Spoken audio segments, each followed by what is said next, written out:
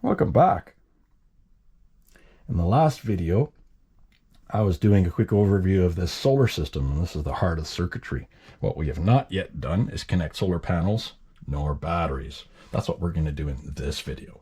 So the first thing I'm going to do is I'm going to try to locate this battery a little closer to where its final home is going to be. These are probably going to shift around a little bit over the next little while. The intent is to use this socket probably as a heater so that we can maintain a relatively constant heat output to this thing if needed, so that we can maintain an above 0 degree Celsius temperature, ambient temperature for the batteries. So what we're going to be doing next is I'm going to be relocating you so that you can better see what I'm doing and I can better work hands-free. And I'm going to show you my amateurish technique on how to measure your wire to make sure that you've got an appropriate wire length.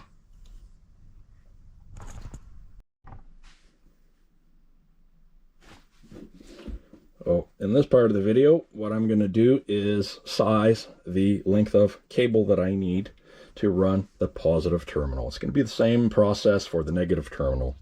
The other thing to note is I'm going to use the same length of wire for both batteries, for both positives, and I'm going to do the same length of wire for both negatives. This way I have the same length of wire going from the main terminal blocks to my batteries. And so my positive terminal block is down over here. Right now everything is turned off, and so all I'm doing is I'm reaching up to where I would be inserting this wire to be crimped, and I'm going to use the tallest connection point so that I can identify the longest run that I'm going to have to accommodate for my farthest positive terminal. And I'm actually going to build in a little bit of slack because I can then retain that up here when I am done. And the idea is to give the batteries a little bit of freedom of motion. This way, if Nagol wants to go ahead and do a little bit of maintenance up here, add some insulation, get into it for any reason whatsoever, he can shift those batteries around without going through a whole lot of disconnections.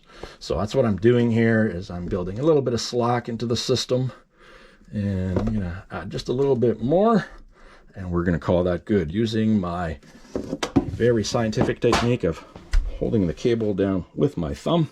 I'm trying to make sure I show you what I'm going to do here. I'm using a special kind of snip just for high gauge wires, and this thing cuts through copper welding cable like butter.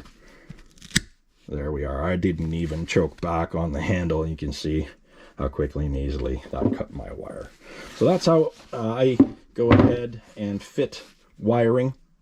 And the next process of this is going to be to actually use my hydraulic crimpers to crimp on some lugs.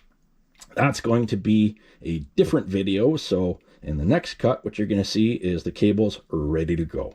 So if you want to catch that video, look for the link above here, and you can go and catch the video of me crimping these lugs.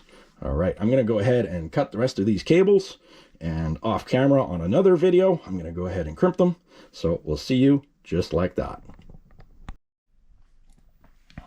Welcome back, my friends. Here's a cable ready for us to install. Let's see if I can show that real briefly here. There we are. So that's one cable ready to go. I'm going to show you how we go about doing this.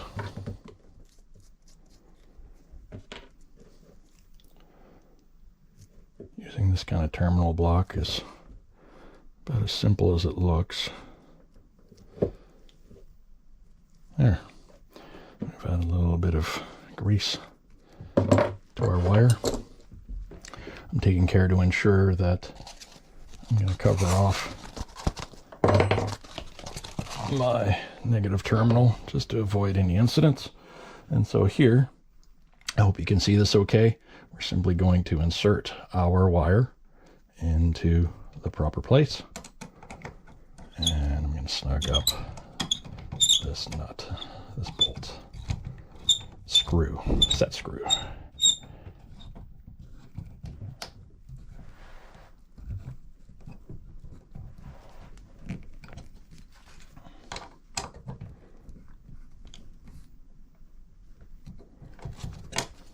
It doesn't have to be King Kong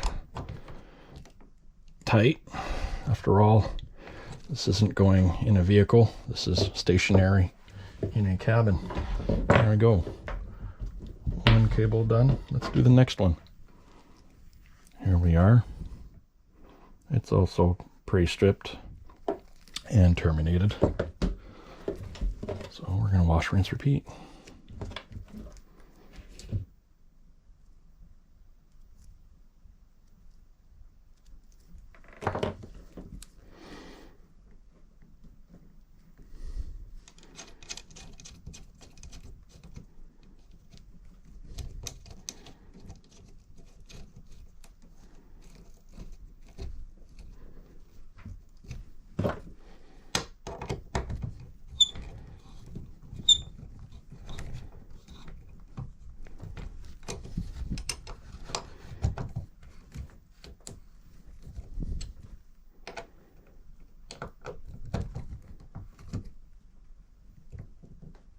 Well, that's about right.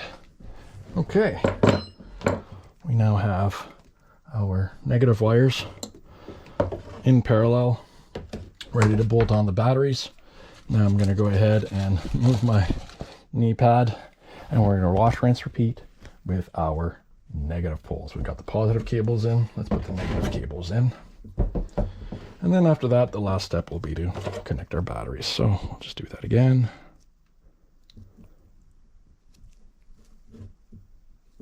There, butter that up, and in we go.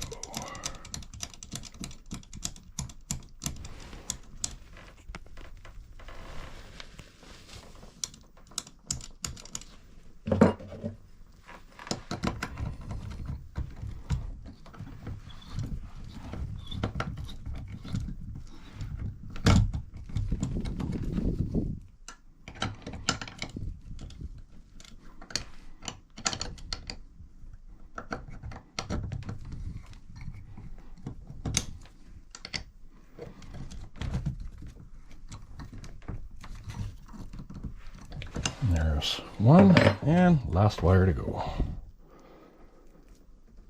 A little bit of grease.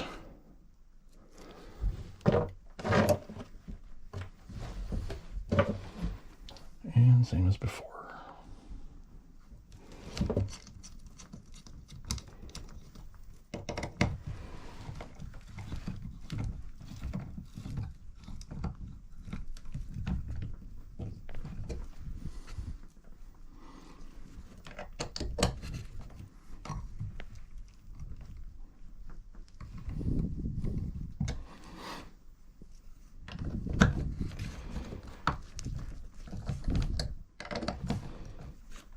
Good and tight, as they say. It doesn't need to be crushed in there. Just nice and snug. Right, let's turn attention to the rest of these batteries. Now time to connect them all. Well, here we are, friends. It's now or never. It's time to wire these batteries in. Are you nervous for me? I'm not. I've double and triple checked everything, and we're still going to double check and triple check everything before we test the battery circuit. So let's go ahead and remove the first bolt. These are M8 bolts. That means metric 8mm bolts. It just so happens that a 5/16 terminal fits them really well.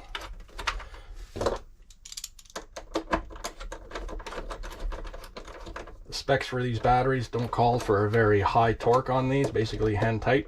So that's all I'm shooting for, is hand tight. Again, they're not going to be subject to vibration, so.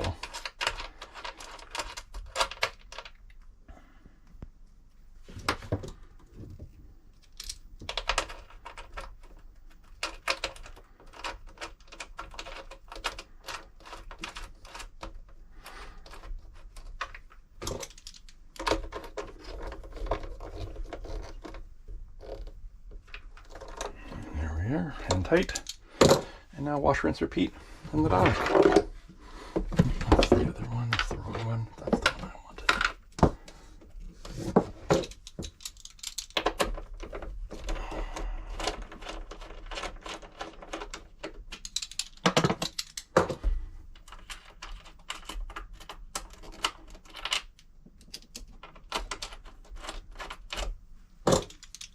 Notice how there is no spark when we connect to these terminals? That's because the circuit isn't complete. All the master switches are off. So therefore, there is no circuit to complete yet, until such time as we turn these on. And that's what we're going to be doing with these wires installed.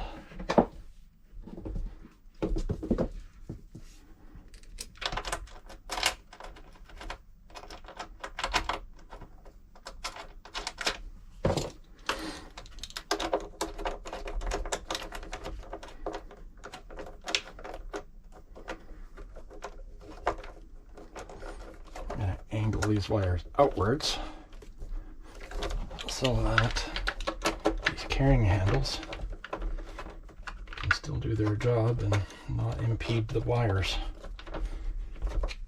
And I'm going to do the same thing for these positive wires too. There we go.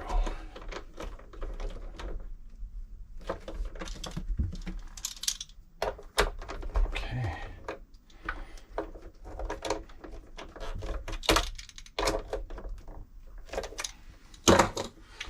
Now my last step, I'd like to hang this slack up a little bit. Maybe I'll just leave it as is for now until this layout is complete. I think that's what I'm going to do. I'm going to leave this as is for now until we've tested that everything works and that the layout is good. Because they're not in anybody's way at the moment. As you can see here, I have some clamps ready to go and some screws to drive them with.